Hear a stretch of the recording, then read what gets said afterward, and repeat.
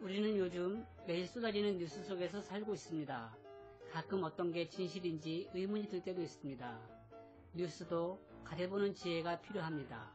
이 방송은 인터넷 신문 이프레스가 발행하는 기사와 요즘 관심이 집중되고 있는 뉴스를 골라 좀 더 자세히 알아보는 식으로 진행하려고 합니다. 방송 중에 오류가 있거나 이프레스가 발행하는 기사에 이의가 있는 분은 이메일이나 댓글을 남겨주시기 바랍니다. 잘못된 부분이 있으면 바로잡겠습니다. 방송을 진행하는 저는 이프레스 편집인 이완규입니다. 그러면 지금부터 뉴스 리뷰를 시작하겠습니다.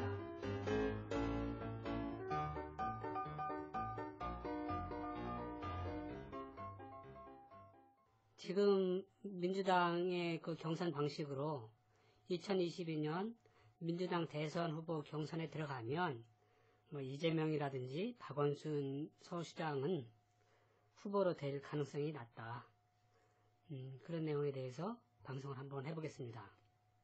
먼저 정청래 전 의원이 22일날 MBN 그 판도라라는 프로그램에 나가가지고 차기 대선 후보로 유시민과 김경수 경남도지사가 유력하다는 발언을 했습니다. 정청래 의원의 발언은 그동안 민주당의 대선 후보 경선 과정을 지켜봤던 나로서는 상당 부분 공감이 되었습니다. 지금과 같은 민주당 경선 시스템으로는 시중에 아무리 그 여론 지지도가 높아도 민주당 후보로 되기는 좀 어려운 구조입니다. 정청래 전 의원도 말했다시피 더불어민주당의 그 당내 경선은 시중의 여론과 같지 않은 경우가 종종 있었습니다. 사실 이건 큰 문제죠. 시중의 여론이 바탕이 돼서 후보가 되면 본선 경쟁력이 더 있을 텐데 그런 시중의 여론과 무관하게 당내 후보가 선출되는 것은 그 절차에도 뭔가 문제가 있다. 이렇게 생각이 되기 때문입니다. 당연히 그 온 국민이 치러야 되는 대통령 선거의 후보 선출 과정에 있어서는 여론을 바탕으로 한 후보가 선출되는 게 무엇보다도 필요한데 정청래 전 의원이 대놓고 여론과 민주당의 경선 후보 선출 과정은 다를 수도 있다. 이런 식의 발언을 하니까 이거는 참 본인들은 다 안다는 내용이죠. 민주당 내 구성원들은 여론과 그 민주당 후보의 선출 과정이 서로 다를 수가 있다. 이런 것을 안다는 뜻이기 때문에 더욱더 큰 문제라고 생각을 합니다. 그러면 이재명 도지사는 왜 그 20대 대통령 선거의 후보가 될 수 없는지 그런 거에 대해서 한번 살펴보겠습니다. 이재명 도지사는 성남시장 시절이던 2015년 7월 달에 그 우리나라 선거제도가 어떻게 바뀌어야 되는지 거기에 대해서 자신의 의견을 말한 적이 있습니다. 그 관련한 것을 이프레스가 기사를 썼는데 그 기사는 방송 아래에다가 링크를 걸어 놓겠습니다. 한번 읽어봐 주시기 바랍니다. 대선 경선과 관련해서는 2017년 초부터 진행됐던 19대 대통령 선거의 그 더불어민주당 경선 과정을 한번 살펴보는 게 좋겠습니다. 그 민주당 경선은 국민 참여 경선이라고 하면서 권리당원이라든지 대의원들을 다 그 국민경선인단으로 넣고 1인 1표 방식으로 진행을 했습니다. 얼핏 보면 모든 그 시중의 여론을 그대로 반영을 하는 것으로 생각을 할 수 있겠지만 그 내용을 들여다보면 조금 상황이 다릅니다. 먼저 그 2017년 대선 후보 경선에는 경선 참여 선거인단이 한 220만 명이 넘었습니다. 이 중에서 한 160만 명이 선거를 했습니다. 경선할 때는 국민경선인단이 하는 투표와 그 다음에 권리당원, 대의원 이렇게 나눠서 했고 전화투표 ARS 방식으로 전화투표를 진행을 했고 대의원이나 전국대의원들은 그때 이제 체육관에 모여가지고 선거를 하고 그리고 이제 서울에서 맨 마지막으로 전국 단위의 그 선거 결과를 합쳐서 후보를 내는 식으로 진행을 했습니다. 2017년 경선에서는 이재명 그 당시 예비 후보가 21.2%를 얻었고 최성 후보가 0.3%, 문재인 후보가 57.0%, 그 다음에 안희정 후보가 21.5%를 득표를 했습니다. 그래서 원래는 그 과반을 넘기지 못하면 결선 투표를 하게끔 되어 있었는데 문재인 그 당시 후보가 57%를 얻어가지고 결선 투표 없이 19대 대통령 선거 후보로 됐습니다. 그 민주당의 경선 과정을 살펴보면 그 절차를 살펴보면 상당히 복잡합니다.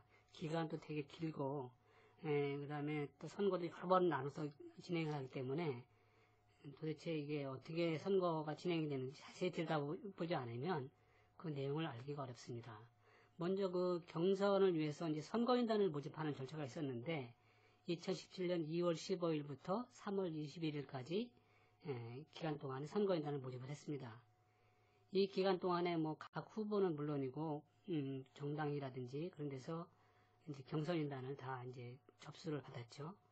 네, 그 자기에게 좀 유리한 표를 줄 수 있는 그런 경선인단을 모집하기 위해서 후보들이라든지 그다음에 당원 조직이라든지 그런 데서는 아주 뭐 열심히 그 활동을 많이 했습니다. 그런 경선인단을 가지고 3월 22일부터죠. 3월 22일 날 그 제주도에서부터 시작을 해가지고 쭉 그 이제 경선을 진행을 합니다. 4월 8일까지 진행을 하면서 전화투표, ARS 전화투표와 현장 투표를 병행을 하는 식으로 이제 투표를 진행을 합니다.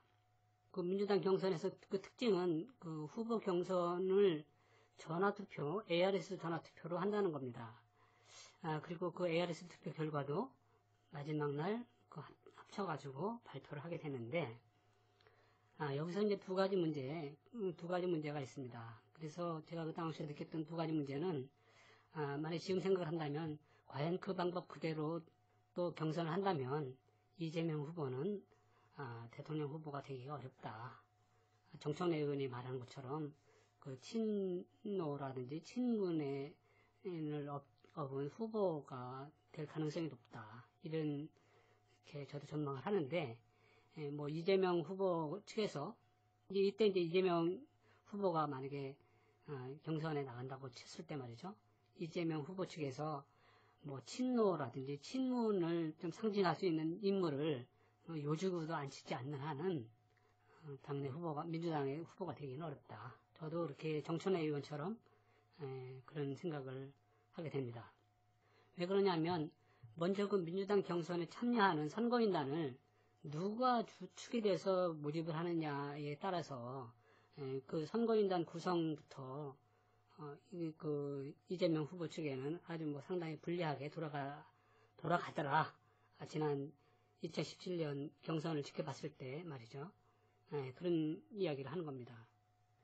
그 선거인단을 모으는 거는 그 주로 이제 각 지역에 보면 지역위원회가 있습니다. 민주당 지역위원회에서 보면 그곳에 있는 뭐 권리당원이라든지 대의원들이라든지 이런 분들이 이제 주축을 해서 선거인단을 주로 이제 모집을 합니다. 그런데 이 지역위원회는 그 지역에서 수년간 그 활동을 하면서 당원 명부를 다 가지고 있고 또 그 다음에 그 지역에서 누가 그 선거에 적극적으로 참여하는지 안 하는지를 파악을 하고 있기 때문에 이런 사람들을 대거 그 선거인단으로 등록하는 게 어려운 일이 아닙니다. 그건 또 그쪽에서 또 전문적으로 하는 일이기도 하고요. 그러니까 이 지역위원회를 누가 잡고 있는지에 따라서 그 경선 후보에 나간 후보는 아주 뭐 절대적으로 유리하거나 아예 도움을 못 받거나 그런 상황에 처하게 됩니다. 2022년이죠. 2022년에 대통령 선거가 있는데 그 대통령 선거 이전에 치르는 그 총선이 있습니다. 2020년에 치르는 총선이 있는데 그 총선을 줌을 해서 어느 개가 더 잡느냐에 따라 가지고 별파름이 나게끔 되어 있는데 지금 상황으로 봐서는 그 2020년 4월 15일 날 총선을 치르는데 제21대 총선을 치르는데 지금 봐서는 거의 뭐 친문재인 계열이라든지 그다음에 친노무현 계열의 국회의원들이 결국은 많이 당선될 수밖에 없고 그런 사람들로 그 전국 지역위원회가 구성될 가능성이 높습니다.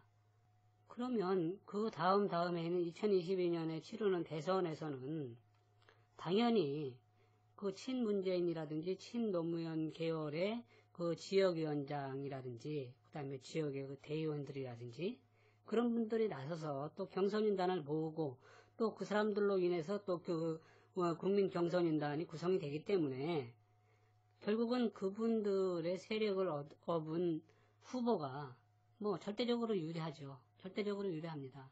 그건 뭐 해보나 말합니다. 그러면 지금 경기도 같은 경우에는 국회의원 수가 60석입니다. 그러면 그때 내후년 총선에서 이재명 경기도지사가 뭐 자신의 그 쉽게 말하면 자신을 지지해 줄 수 있는 국회의원이라든지 정치인을 지역위원회 뭐 위원장이라든지 국회의원으로 내보낼 수가 있는가? 그거는 할 수가 없죠. 현역 뭐 지방자치단체장이기 때문에 총선에 개입할 수가 없습니다. 그래 만약에 개입을 했다 하는 공직선거법 위반으로 또 거기에 또 휘말릴 수도 있기 때문에 경기도지사는 경기도지사로서의 그 직에 충실해야 합니다. 그러니까 경기도에서 뭐 60석이라는 그 국회의원이 있다고 하더라도 이재명 지사를 지지해 줄 만한 국회의원은 있을 수가 없다. 어떻게 보면은 오히려 더 반대되는 사람들로 경기도에 있는 국회의원들은 채워질 가능성도 있다. 이런 전망을 하게 됩니다.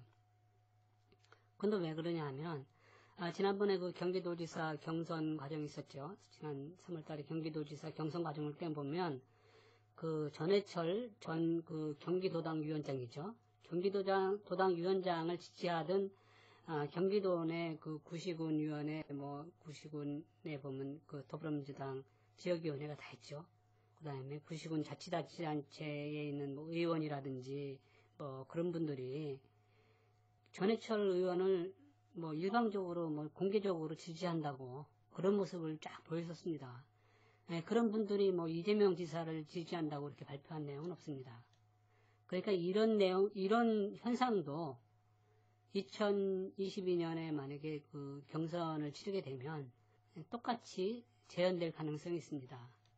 그러니까 경기도에서부터 이재명을 지지한다는 지지자는 없게 될 수도 있습니다. 당내 조직을 두고 봤을 때 말이죠. 그런 내용에 대해서 잘 알고 있는 정청래 전 의원 같은 경우에도 지금 이제 대놓고 그런 얘기를 하는 겁니다. 결국은 당내 경선이 들어가면 친노라든지 친문 지지를 얻는 후보가 당선이 된다. 후보가 될 것이다. 이런 이야기를 하는 겁니다. 뭐 정청래 의원 말처럼 또 그동안 저도 지켜봤던 것처럼 그런 식으로 이렇게 당내 경선이 진행을 하게 되면 사실은 뭐 아무리 여론 지지도가 높거나 뭐 그렇다고 하더라도 뭐 박원순 시장이나 이재명 경기도지사의 경우에도 더불어민주당 후보가 되는 거는 상당히 어렵습니다. 대통령 후보가 되는 거는 아주 어렵습니다. 지금과 같은 경선 제도로 만약에 했을 때 말이죠. 이건 문제가 있는 거죠. 시중의 여론이 지지도에 따라 가지고 국민 경선을 시중 여론을 반영하겠다며 국민 참여 경선을 합니다. 그런데 결과를 놓고 봤을 때는 시중의 여론하고 상관없는 민주당의 그 당권을 누가 잡고 있는지 당세를 누가 잡고 있는지에 따라 가지고 후보가 결정이 된다면 결국은 그런 후보는 본선에 나가서는 상대적으로 본선 경쟁력이 떨어지는 겁니다. 당내에서는 인기가 있지만 본선에 가서는 떨어지는 경우가 생기는 거죠. 그런데 민주당에서는 이런 경선을 절대로 포기하지 않을 겁니다. 이런 경선 방법을. 지난 대선 경선을 지켜봤을 때 그 후보 경선 과정에서도 아주 의혹이 많습니다. 의혹을 제가 뭐 일일이 여기서 다 열거하지는 않겠지만 선뜻 이해가 안 되는 부분이 아주 많습니다. 그 민주당이 경선을 진행하면서 그 절차를 우리가 이제 헌법기관인 중앙선관위에서 맡겨가지고 진행하는 게 아닙니다. 그 민주당 내에서 당내 선관위를 꾸려가지고 거기서 이제 선거를 진행을 하는 겁니다. 그러니까 민주당 선관위는 처음부터 모든 후보에 대해서 뭐 중립적이거나 또 그다음에 객관적인 검증을 할 할 수 있게끔 하는 식이 아닙니다. 어떻게 보면 당내 선거이기 때문에 선거법도 일부 적용이 안 되는 부분들이 있고, 그러니까 특정한 그 후보라든지 그런 쪽으로 이렇게 룰을 만들고 그런 쪽으로 적용할 가능성도 매우 높습니다. 민주당 경선 과정의 그 투표도 뭐 그 현장 투표하고 그다음에 ARS 전화 투표 그리고 마지막에 이제 대의원들이 이제 현장에 모여가지고 하는 투표가 있는데, 이게 또 기간이 길고 그러다 보니까 아주 매우 복잡합니다. 이 절차가. 그러니까 일반인들은 잘 내용도 이해가 안 되고, 그렇습니다. 그리고 지난 그 경선 과정을 봤을 때 현장에서 이제 투표를 하는 사람들도 있었습니다. 그건 미리 경선인을 참여를 신청을 할 때 자기는 현장에 가서 투표를 하겠다. 그래가지고 이제 투표를 했는데, 그게 전체의 뭐 10%도 안 되는 아주 미미한 내용이고, 그럼 왜 그렇게 현장 투표를 안 하고 다들 전화 투표, ARS 전화 투표를 하는가? 이렇게 봤을 때, 뭐 ARS 투표가 간단하고, 뭐 현장 투표를 위해서 뭐 현장에 나갈 필요도 없고, 그러니까 거의 국민 경선 참여를 하는 대부분의 사람들은 이 휴대전화 ARS 전화 투표를 합니다. 제가 그 지난 경선 때, 대통령 선거 경선 때 현장 투표 개표 참관을 투개표 참관을 해본 적이 있습니다. 인천 모 지역의 그 선관위에다가 투표소를 아주 뭐 근사하게 차려놓고 하루 종일 아침 6시부터 저녁 6시까지 투표를 했는데, 그때 그 현장 투표를 하겠다고 참여를 신청했던 사람들 700명이었다고 했습니다. 그런데 그날 현장에서 투표를 한 사람들은 불과 28명에 불과했습니다. 그러니까 그 28명의 투표하는 것을 지켜보기 위해 가지고 중앙선관위 그 구시군 선관위 직원 6, 7명하고 그 다음에 투개표 참관인 5명, 그러니까 한 12~13명이 아침부터 저녁 때까지 또 꼬박 그 투표소를 지켰던 그 기억이 있습니다. 이게 뭐 낭비도 이런 낭비가 없고, 그런데 결국은 민주당에서는 그 전화투표 ARS 투표를 아주 권하기 때문에, 그게 뭐 대단한 그 투표 방법인 것처럼 권하기 때문에 일반인들은 뭐 투표를 안 하죠. 그냥 휴대전화로 그냥 찍 누르는 걸로 합니다. 그런데 우리 생각을 해볼 때 이 대통령 선거 후보를 뽑는 경선에서 이 ARS 전화 투표로 그 후보를 뽑는 선거를 하는 제도를 가진 나라가 우리나라 외에 다른 나라가 또 있는지 그걸 한번 생각을 해보시기 바랍니다. 나는 우리나라만 있는 걸로 알고 있습니다. 그렇게 대통령 선거 후보를 뽑는 선거를 이렇게 휴대전화로 한다는 게 그게 참 이해가 안 됩니다. 그러니까 이런 여러 가지 선거 제도를 이렇게 봤을 때 투개표 절차가 과연 공정하게 되는지, 그거에 대해서 물론 뭐 증거는 이미 선거는 끝났고 그 증거를 이제 확인할 수가 없기 때문에 거기에 대해서 뭐 부정이다 아니다 말은 할 수는 없겠지만, 상식적으로 생각할 때 일반 그 유권자들이 정확하게 그 투표가 공정하게 됐는지를 확인해 보는 게 참 상당히 미흡하다, 이런 판단은 할 수가 있겠습니다. 그래서 이제 그때 선관위 직원한테 물어봤습니다. 왜 그 전화투표, ARS 전화투표는 선관위에서 맡아서 그걸 관리를 안 해주느냐, 이렇게 물어봤더니 그때 선관위 직원의 답이 아주 명쾌했습니다. 중앙선관위는 검증이 가능하지 않은 투개표 절차는 수탁해서 관리해주지 않는다, 이런 말을 합니다. 그러니까 민주당에서 하는 그 전화투표는 결국은 선관위 말로는 검증 절차가 투명하지 않기 때문에 중앙선관위가 그것을 관리해주지 않는다, 이런 말입니다.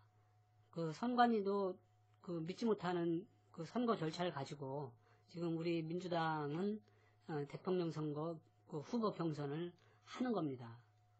그 전화 여론조사 방식, 그 ARS 전화 투표를 민주당에서는 뭐 부득불 고집합니다. 그때 작년에 그 대선 경선 때도 제가 알기로는 이재명 후보 측에서는 이 ARS 전화투표를 하지 말 것을 주장을 했습니다. 그리고 가능하면 그 한 곳에 모여서 투표를 하고 그 결과를 바로 발표하자 이런 식으로 처음에는 이제 제안을 했죠. 그러면서 이제 만약에 사람들이 많이 몰려가지고 시간이 많이 걸리게 되면 그때는 이제 중앙선관위가 지금 현재 사용하고 있는 터치 스크린 방식의 그 투개표기가 있습니다.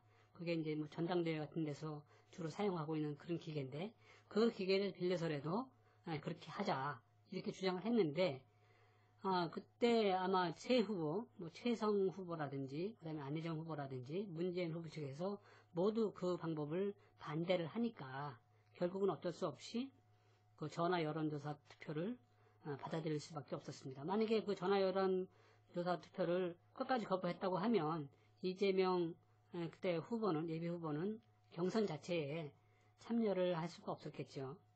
그래서 이 새 후보 3대1로의 룰 조정에서 이재명 후보는 절대적으로 불리했다. 이런 말을 알아야 합니다. 이런 절차, 지금까지 말씀드린 이런 경선 절차가 과연 2022년 때는 바뀔 수 있을까? 저는 바꾸지 않을 걸로 봅니다. 아마 2022년 경선도 지금 작년에 2017년 때 경선 때 그 과정 방법으로 그대로 할 걸로 봅니다. 그래서 이재명 도지사라든지 박원순 시장은 아무리 그 시중에 인기가 있다고 하더라도 더불어민주당 후보가 되기는 어렵다. 이런 말을 그 당내 사정에 대해서 잘 알고 있는 정청래 의원도 말을 하는 것이고 저도 그런 거에 대해서 동의를 하는 겁니다. 여기서 또 한 가지 이제 또 살펴볼 게 그 전화 여론조사를 하는 전화 여론조사 투표를 하고 있는 그 회사는 그거는 어떻게 뭐 믿을만한가? 결국은 그 선거를 진행하고 그 다음에 서버를 관리하고 그런 것은 결국은 그 여론조사 회사가 다 용역을 받아서 용역 계약을 해서 그렇게 하게 되는데 그 용역 계약을 뭐 우리나라 그 헌법기관인 중앙선관위가 하는 게 아닙니다. 그건 민주당 선관위가 그렇게 이제 용역 계약을 하는 것이죠. 그런데 이걸 아셔야 됩니다. 우리나라의 그 여론조사 기관이 성장했던 것은 사실은 그 노무현 참여정부 시절에 아주 급격히 성장을 했습니다. 그리고 또 알기로는 노무현 참여정부 시절에 활동했던 그런 분들이 친노그룹이라고 하시는 분들이죠. 그런 분들이 여론조사 기관을 많이 운영을 한다고 알고 있습니다. 그러니까 뭐 이재명 후보라고 하겠습니다. 이재명 후보 측에서 그런 여론조사 기관을 선정을 해가지고 민주당 선관위에다가 뭐 참여를 시킬 수 있는 방법도 없고 그렇습니다. 그러니까 결국은 ARS 전화투표라든지 그 다음에 일방적으로 이렇게 어느 특정한 세력들이 많이 모아가지고 선거인단으로 참여시켜서 했던 그 선거 결과를 결국은 뭐 최종일날 뭐 발표하는 식으로 후보를 정하는데 그 과정 중에서 아무리 뭐 부정이 뭐 좀 의혹이 있고 좀 후보가 납득하지 못할 만한 일이 벌어져도 거기에 대해서 이의 제기를 할 수가 없습니다. 왜냐하면 대통령 선거 경선이라는 거는 바로 끝나자마자 이제 본선에 대한 그 경쟁을 시작을 해야 되는 거기 때문에 그 후보 경선이 끝난 다음에 그 후보가 경선이 뭐 잘못됐다, 뭐 좀 조작 뭐 부정선거 의혹이 있다 이렇게 어떤 후보가 이의를 제기하면 그 후보는 뭐 또라이 취급을 받는 겁니다. 바로 그냥 뭐 정치 생명이 끝날 수도 있고 더군다나 뭐 당내 선거이기 때문에 당내 선거에서 불복한다? 이거는 이미 선거가 끝난 다음에 불복하는 걸 해봐야 버스 떠난 뒤에 손드는 거와 마찬가지로 아무 의미가 없습니다. 만약에 지난 2017년도 경선에 그때도 여러 가지 의혹이 많았었습니다. 뭐 ARS 투표에 대해서도 많이 좀 의문이 들었고 그랬는데 그때 만약에 이재명 그때 당시 후보였죠. 예비 후보가 그것에 대해서 이의를 제기했다고 하면 지금 아마 뭐 경기도지사뿐이 아니라 아마 민주당에서 거의 뭐 아웃됐을 거로 그렇게 생각하는 게 맞기 때문에 이 경선 과정에서 경선이 끝난 다음에 불복하는 것은 생각해 볼 수도 없는 일입니다. 어쩌면 그것 때문에 그냥 뭐 민주당에서는 이런 절차와 제도를 그대로 유지하는지도 모르겠습니다. 뭐 일단 후보가 되고 나면 그걸로 그냥 끝입니다. 그래서 이런 내용에 대해서 이제 잘 알고 있는 사람들은 과연 이재명 도지사가 차기 대통령 후보가 될 수 있을까, 이런 거에 대해서 뭐 회의적으로 보는 사람들이 많이 있습니다. 그 중에서 뭐 정청래 의원도 같은 소리를 한 것이고요. 그러니까 결국은 이런 방법을 바꿔서 그럼 어떻게 하면 좀 시중 여론을 반영을 하는 후보가 뽑힐 수가 있는가, 이런 것을 좀 생각을 해보고 또 그런 쪽으로 제도 개선을 해야 되는데, 그 내용은 이제 이런 식으로 하지 않으면 안 될 것이다. 이제 저의 주장은 그렇습니다. 먼저는 경선 선거인단이 어느 날 이렇게 그 지역을 순회하면서 뭐 경선을 벌이더라도 이렇게 한 곳에 모여서 경선에 그 직접 투표를 하고 그 자리에서 이제 그 1등 후보, 2등 후보, 3등 후보를 발표하는 식으로 진행을 해야 됩니다. 이때는 뭐 공정하게 중앙선거관리 같은 데다가 그 의뢰를 해서 그 투표 절차를 뭐 최대한대로 빨리 이렇게 마칠 수 있게끔 할 수 있는 방법도 뭐 그런 의논을 해야 되겠죠. 어쨌든 현장에서 투표를 하시게끔 바꿔야 되고, 제 말은 전화 투표 같은 건 하면 안 된다, 이런 말씀을 드리는 겁니다. 그 다음에 두 번째는 그 경선에 참여하는 선거인단을 모집하는 데 있어서 각 지역위원회라든지 그 다음에 당원 조직이라든지 이런 사람들이 움직여가지고 그 선거인단을 모집하면 안 된다는 얘기입니다. 그 큰 항아리를 놓고 거기에는 국민 여론이 골고루 반영될 수 있게끔 뭐 이렇게 좀 선거인단을 모집하는 거에 대해서 그 민주당 차원으로 뭐 홍보 정도를 하고 그 다음에 자발적으로 그 사람들이 모이게끔 하는 절차로 이렇게 경선인단을 모집을 해야지, 지금처럼 어느 특정인이 뭐 그냥 뭐 그 명단을 긁어다가 그 안에다 참여시키는 방법으로 이렇게 해서는 결코 공정한 후보가 선출될 수가 없다, 이런 말씀을 드립니다. 그리고 또 일각에서는 최근에 이제 뭐 그런 얘기를 하죠. 뭐 권리당원으로 많이 가입하자. 민주당이 권리당원으로 많이 가입하자. 이런 운동을 하고 권리당원을 통해 가지고 뭐 대의원도 되고 뭐 중앙대의원도 되고 뭐 이런 식으로 막 이야기를 하고 그러는데, 마치 그것이 뭐 최선인 것처럼 이야기를 합니다만, 그렇게 해서 중앙대의원이 되거나 대의원이 되는 거는 이미 어렵습니다. 왜냐하면 그 중앙대의원이라든지 대의원 되는 분들은 그 지역위원회에서 이미 다 이렇게 다 거의 뭐 찍다시피 누구는 어떻게 되고 다 이렇게 임명하다시피 이렇게 민주당 조직은 돌아가기 때문에 권리당원 10,000원, 권리당원 1,000원 내는 권리당원 가지고 권리당원이 한 명 한 명 들어가서 이 전체 판을 바꾸겠다는 것은 마치 그 한강에 뭐 모래밭에 좁쌀 하나 던지는 것 같이 그걸로 통해서 물기를 바꾸겠다는 것과 거의 마찬가지이기 때문에 저로서는 좀 회의적으로 봅니다. 뭐 이 권리당원인 제가 지금 얘기를 하는 겁니다. 그렇게 해가지고는 대선 경선에서 아무런 힘을 발휘하지 못한다, 그런 말씀을 드리는 것이고, 무엇보다 제일 중요한 것은 공정한 그 여론이 바탕이 된 경선이 될 수 있도록 이런 선거 제도를 바꾸는 게 필요하다, 이런 말씀을 드리면서 오늘 뭐 뜻하지 않게 그 정청래 의원이 차기 대권 후보에 대해서 말하는 바람에 지난 대통령 선거 경선을 돌아보며 또 앞으로 어떻게 제도 개선이 돼야 되는지에 대해서 잠깐 살펴봤습니다. 앞으로 이와 관련해서는 좀 꾸준하게 선거 제도에 대해서 좀 꾸준하게 이어서 방송을 한번 해보고 싶습니다. 그동안 우리나라 이 당내 경선뿐이 아니라 공직선거와 관련해서도 여러 가지 문제가 있습니다. 그것 관련해서는 이 프레스에 관련 기사들이 많이 있으니까 한번 좀 참고해 주시면 좋겠습니다. 이상으로 오늘 방송을 마치겠습니다. 청취해 주셔서 감사합니다.